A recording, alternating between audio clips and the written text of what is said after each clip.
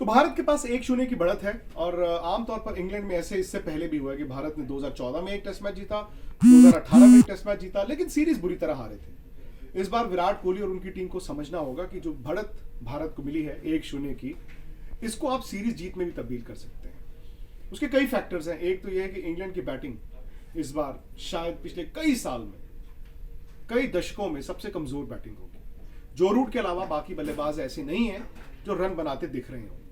यहां तक कि इंग्लैंड ने बैटिंग में बहुत ज्यादा बदलाव भी कर दिया है और पिछला टेस्ट मैच जिस तरह वो हारे, जहां पर आखिरी दिन वो 4 घंटे भी बैटिंग नहीं कर पाए, इंग्लैंड ये जानता है कि भारत के तेज गेंदबाजों के सामने अगर उनकी बैटिंग नहीं चली, उनके लिए मुश्किल होगा। ये टेस्ट मैच खेला जाएगा लीड्स के हेडिंग्ले मैदान में। अच्छा, ये विडंबना है कि हेडिंग्ले मैदान किसी जमाने में कहा जाता था इंग्लैंड का सबसे ज्यादा इंग्लिश ग्राउंड है।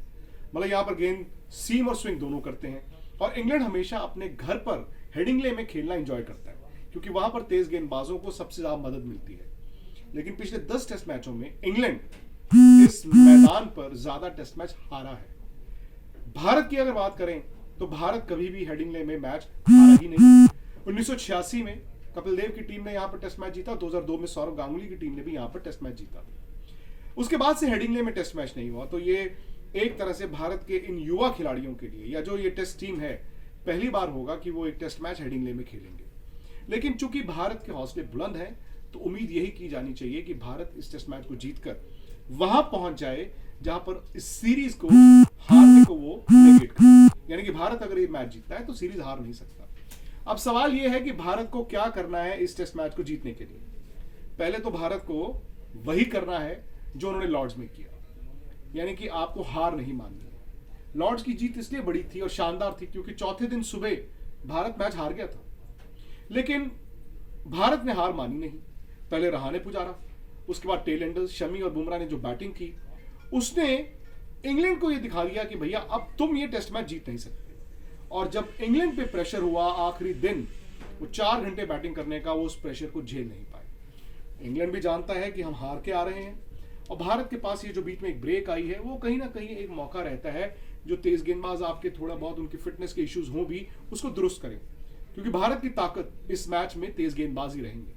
अब सवाल यह है कि क्या भारत का मध्यक्रम चलेगा, क्योंकि मध्यक्रम एक बहुत बड़ी कमजोरी है। बल्कि भारत के सलामी बल्लेबाजों ने पहले टेस्ट मैच में 97, दूसरे में 120 की आपको ओपनिंग साझेदारी दी, जो बाहर जाकर बड़ा रेयर हो जाता है। अगर रोहित और राहुल उसी फॉर्म में रहे तो भारत की नींव तो मजबूत है। लेकिन दिक्कत है पुजारा, रहाणे और विराट कोहली की। तीनों ने एक एक पारी खेली है, लेकिन तीनों ऐसा नहीं लगा कि इन कंट्रोल है। अब उसको अब दूसरे अंदाज से देखें तो ये भी है कि भाई बड़ी पारी ड्यू है। रहाणे ने बड़ी अच्छी बैटिंग की थी, विराट की एक बड़ी पारी ड्यू है और इससे बेहतर मौका नहीं होगा। अब भारत को यह देखना है कि क्या उसी 11 को खिलाता है, या फिर भारत ये देखेगा कि हेडिंग्ले के मैदान में भले ये सीमिंग ट्रैक है, लेकिन हालिया सालों में स्पिनर्स ने अच्छा किया है। क्या आप रविंद्र जडेजा को एज ऑलराउंडर ही खिलाएंगे, यानी कि वो बैटिंग अच्छी करते हैं, गेंद से अगर वो विकेट नहीं भी ले तो कोई बात नहीं, या फिर भारत एक रिस्क लेगा। भारत ये कहे चलो एक काम करते हैं, जडेजा की जगह हम अश्विन को खिलाते हैं और एक तेज गेंदबाज शायद ईशांत शर्मा को ड्रॉप करके शार्दुल को भी खिला लेते हैं, ताकि 2 ऑलराउंडर्स हो जाएं, अश्विन और शार्दुल। आपकी बैटिंग थोड़ी कॉम्पनसेट हो जाए, क्योंकि अश्विन इस विकेट पे विकेटें ले सकते हैं। इंग्लैंड ने जडेजा को अच्छी तरह से खेला है, जडेजा को सीरीज में विकेट नहीं मिली है, लेकिन अश्विन ऐसे गेंदबाज हैं जो विकेटें ले सकते हैं। बाकी बुमराह, मोहम्मद शमी, इनका खौफ तो है ही। रहाणे ने कहा कि भाई टीम फिट है, फिटनेस इशू नहीं है, और जब फिटनेस इशू आपकी टीम में नहीं होता, इसका मतलब है कि आप उतावले हो रहे हैं टेस्ट मैच में उतरने के लिए। इंग्लैंड के फिटनेस कंसर्न्स बढ़ते जा रहे हैं, पहले ये बाहर, फिर ये बाहर, फिर ये बाहर। उनके पास अपने चुने हुए बेस्ट फास्ट बॉलर्स नहीं। लेकिन सवाल यह है कि जिमी एंडरसन कितना और दबाव हैंडल कर पाएंगे, कितना वर्कलोड मैनेज कर पाएंगे। और जिमी एंडरसन अच्छी गेंदबाजी करने के बावजूद सवालों के घेरे में थे, क्योंकि पिछले मैच में जो उनको बाउंसर मारे गए बुमराह, उसके बाद से इंग्लैंड ट्रैक से हटा। लेकिन भारत के पास ये सुनहरा मौका है।